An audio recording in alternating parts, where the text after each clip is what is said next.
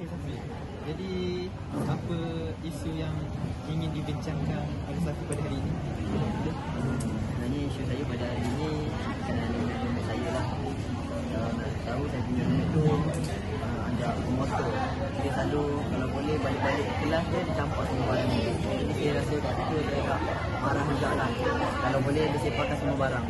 Jadi, isunya adalah roommate yang pemotor. Jadi, benda tu mungkin adalah benda biasa lah. Biasalah roommate ni ada pemotor dan pembersih. Apa isu yang awak hendak menceritakan pada saya? Isu saya yang saya hadapi pada hari ini berkaitan dengan roommate saya lah. Roommate saya ni agak pemotor dan dia kurang common sense dalam bilik.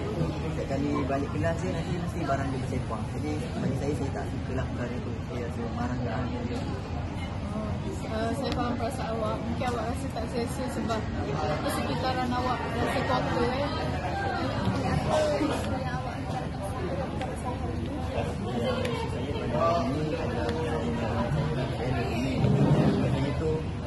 Agak pemotor lah sebab kalau boleh barang-barang saya sepak dalam bilik tu. Jadi saya tak suka lah benda tu. Saya agak kecewa dengan dia lah pasal benda tu. Okey, saya faham. Mungkin awak rasa kecewa sebab roommate awak ni seorang yang pemotor. Mungkin awak ni seorang yang pembersih dan tak suka barang yang tak tersisa. Baiklah, Safi, jadi hari ni awak boleh share je apa masalah, apa perkara yang awak nak share. Ini saya ada berkenaan dengan roommate saya lah. Saya ada seorang roommate ni. Tapi roommate saya ni agak pemotor. Dia kalau boleh habis kelas dia semua barang-barang dia sepak. Saya pun rasa penat juga sebab saya pun balik kelas nak rehat. Tapi persekitaran saya tu tak mengizinkan saya untuk rehat. Jadi saya macam kadang-kadang saya rasa marah lah kat roommate saya.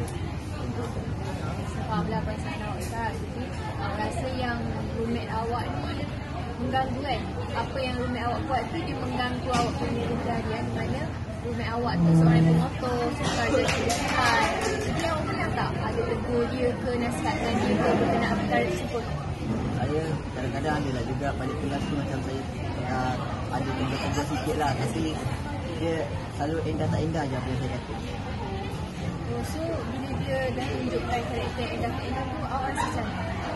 Saya rasa macam saya nak tampak je dia kat luar tu, bagi dia duduk luar ni kan. Tak adalah saya rasa marah setiap hari nak pergi balik-balik bilik je jumpa dia. Jadi macam tu lah, saya pun tak tahu nak buat apa dah sekarang. Saya faham bila kita ni dah terlampau penat dan terlampau burnout, susah sikit kan nak bagi dia punya emosi. Tapi bagi saya mungkin untuk